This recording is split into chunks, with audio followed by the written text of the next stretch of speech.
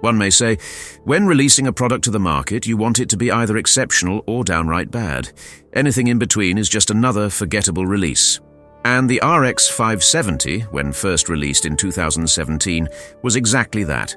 A solid 1080p gaming graphics card, even though slightly better than the preview's Gen RX 470. Sure, it could easily outperform Nvidia's entry-level GTX 1050 Ti, but it struggled to beat the 3GB version of GTX 1060. Because of this, budget-conscious buyers would either spend a bit more back then for the better RX 580, or stick with their older, but still capable, graphics cards. Furthermore, the RX 500 series debuted during the cryptocurrency mining boom, which led to a surge in demand for GPUs and consequently inflated their prices. This unfortunate timing meant that even though the RX 570 was a good product, it wasn't quite good enough to justify its high price tag. These sort of uninteresting refreshes. And man, do you remember when one NVIDIA GPU was like millions of views and people were excited? And now, a pile three NVIDIA GPUs. The GeForce RTX 4070 Ti Super seems about as unnecessary as the name. It is a pretty boring product, and it was, how do I say this, one of my least favorite GeForce 40 series products. 12 gigabytes for $800 US. Not it. It's not a good buy, not a good product. You can see the trend though. Like GPU launches, it is pretty bad at launch or bad value. It either gets a refresh or the price gets cut in order to fix that mistake. Honestly, a lot of the times it just kind of feels like too little, too late. So after looking at those results, the biggest thing that stood out to me was that 4 gigabytes of VRAM is pretty much out. What I believe to be definitive proof that 8 gigabytes of VRAM is no longer sufficient for high-end gaming. More and more games are using over 8 gigabytes of VRAM, particularly at 1440p using high-quality type settings. If you listen to other people, 8 gigabytes of VRAM is complete obsolete garbage, throw it in the trash and get something else. I think it's absolutely correct to say that you should expect or want more than 8 gigabytes on a card you're buying in 2023. I think my final conclusion here is that many games use more than 8 gigabytes of VRAM, even at 1080p and 1440p. I did find out how much VRAM you need. It's about 12 gigabytes, but I could easily see 12 gigabytes not being enough in a few years. If you want some stances on it, as briefly as possible, this launch can largely be summed up with a very advanced word: meh. 5 years have passed, and a lot has changed. Boring next-generation GPU launches, increased costs, performance-boosting upscaling, frame generation techniques, and a flood of unoptimized and unreasonably demanding gaming titles have overwhelmed the PC gaming industry. Many people believe that the RX 570 is an outdated product by today's standards. Furthermore, AMD has decided to silently phase out Polaris drivers support, including, of course, the RX 570. So, in this video, you will discover how obsolete and irrelevant the RX 570 is for modern gaming in 2024, as well as how insane I am for trying to play AAA titles that cost more than $70 on $45 graphics cards. In order to do this, I will test two RX 570 variations: a 4GB Asus ROG Strix Gaming and an 8GB Dell OEM model. Both cards have the same specifications, with the exception that the Asus has a slightly higher boost core clock and the OEM card has 4 extra GB of GDDR5 memory, which is theoretically useful for PC games that require a larger VRAM allocation. I've installed these GPUs on an AM4 motherboard paired with a Ryzen 5800X CPU and 32GB of DDR4 RAM, running a fresh installation of Microsoft Windows 10.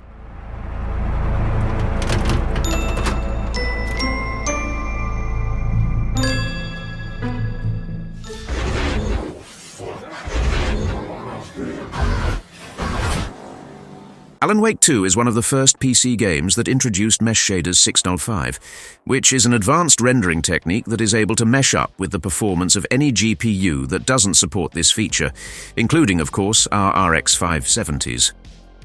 Worth noting that both cards could boot the game, but after a few minutes would crash to desktop due to insufficient video memory. However, the brief time I spent playing the game made it clear to me that a crash to the desktop was an act of mercy. Otherwise, I would have had to suffer a PowerPoint-style playthrough for a couple of hours. The newly arrived Tekken 8 is pretty playable most of the time. Regrettably, occasional frame drops cause a quite inconsistent gameplay. The problem arises because the game logic is tied to the obligatory 60 frames limiter. Whenever frame drops occur, the game logic reduces the speed of character movements, spoiling the whole fighting experience.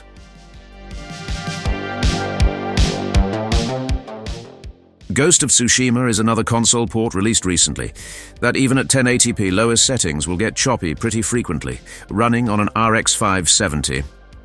I experiment a bit more with the 8GB model, increasing the graphics settings, turning on FSR 3, enabling frame generation and limiting the game to 30 FPS, and then I laid back and reminisced the good old performance of PlayStation 4.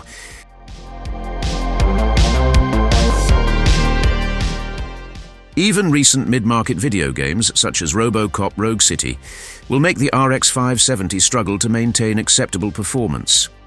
At 1080p lowest settings, the frame rate typically remains above 30 FPS, so a frame cap here might allow you to enjoy a smoother gameplay with slightly reduced responsiveness. Elden Ring is one of the classics that recently sparked fresh interest with the new expansion, Shadow of the Erd Tree. At 1080p lowest settings, the 8GB variation of RX 570 stayed mainly above the 60 FPS. On the other hand, the 4GB version strangled to stay at the same levels. You can also experiment with higher graphic settings, capped frames, upscaler and frame generation tools, but be prepared for a quiet, laggy playthrough. Following the release of the Phantom Liberty expansion, the game engine of Cyberpunk 2077 became more demanding than before. Despite this, both versions of RX 570 have managed to maintain frame rates ranging from the low 60s to low 30s at 1080p with low settings. If you try different optimization techniques, you might be able to enjoy the game at higher resolutions and settings without any issues. However, to ensure smooth gameplay, it's recommended to stick to a 30 FPS limit. Forza Horizon 5 is like that reliable friend you can always count on for a good gameplay experience without countering constant shader compilation, frame drops, and transitional stutters. Even at 1080p high settings, the RX 570s was able to stay above 60 FPS, making Forza Horizon 5 one of the few games in our benchmarking tests that you don't need special tricks to have a good time with. The remake of Resident Evil 4 is another well-known video memory vampire. Luckily, the game allows us to appease its VRAM appetites by adjusting the video settings. Overall, the game at 1080p lowest settings was considered playable during the tests, with frame rates staying between low 70s and high 40s. This is one more occasion where you should consider limiting the frames per second for a better gameplay experience. Far Cry 6's built-in benchmark highlights that a 7-year-old RX 570 can handle, without any issues, AAA games that are not brand new. At 1080p and adjusting the video settings according to the cards, VRAM capacity resulted in an average frame rate exceeding 70 frames per second, with 1% lows hovering around the low 60s. For the end, I saved 3 Battle Royale games, which have a high number of daily players and are regularly updated. One of those is Fortnite, which, since its transition to Unreal Engine 5, has become even more, Fortnite. I tested all 3 rendering modes at 1080p and video settings optimized for competitive play. Overall, you won't have any issues playing Fortnite on an RX 570. An useful tip here is that if you want better graphics quality and smoother gameplay, opt for DirectX 12 mode. Otherwise, choose Performance mode for higher frame rates. Our cards perform just fine also on Apex Legends, utilizing its reliable DirectX 11 at 1080p and mainly low settings. The frame rate remained well above 100 frames per second, and even in the most demanding moments, only dipped briefly to around 70 FPS. Just be mindful to adjust the game's texture streaming budget setting based on the amount of video memory available on your graphics card. Back in the day, Counter-Strike was so lightweight, it could practically run with just a screen and a game controller connected to a potato. But after the Source 2 engine update, its performance nosedived, particularly on older or less powerful graphics cards. Under my tests, both two RX 570 graphics cards maintain an average frame rate of over 100 frames per second, running at 1080p Pro settings, even on demanding maps like Ancient. The only problem was some very rare transient stutters that negatively affected the 0.1% lows, which dipped into the low 30s. Definitely, you can still enjoy the competitively Counter-Strike experience, just don't expect the extremely high frame rates of you could achieve in the past. That train has left the station a long time ago.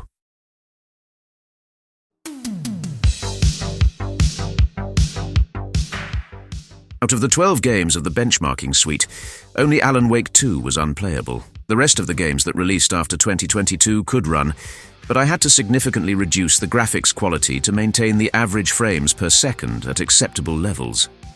In contrast, I was able to play seamlessly all the Battle Royale games and a couple of AAA at native 1080p resolution without any scaling. I just had to be aware for any VRAM limitations and adjust the settings accordingly.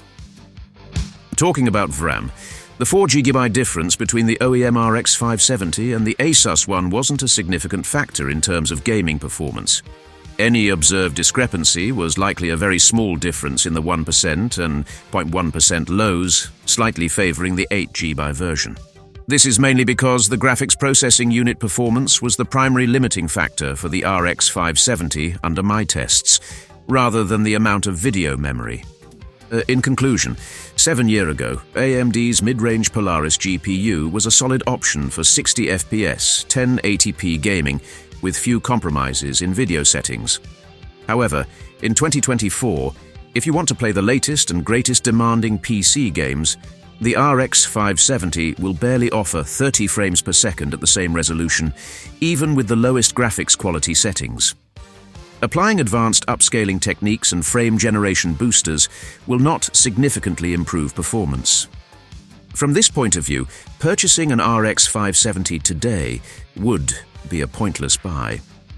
On the other hand, if you're more interested in exploring the rest of the endless library of PC games, both new and old, including mods and emulated games, then a used Radeon RX 570 graphics card, especially an 8GB model, could be a great choice. Keep an eye out for similar performance-level Polaris cards like the RX 580 or RX 480, which might be available at comparable prices or even less. However, be aware that these used graphics cards may have been subjected to heavy use of cryptocurrency mining over the past 8 years. This potentially have shortened significantly their lifespan, and their condition is an important factor to think about when making your purchase decision. Of course, you might also decide to take a look at some other budget-friendly graphics cards that I am discussing in some of my other YouTube videos on this channel.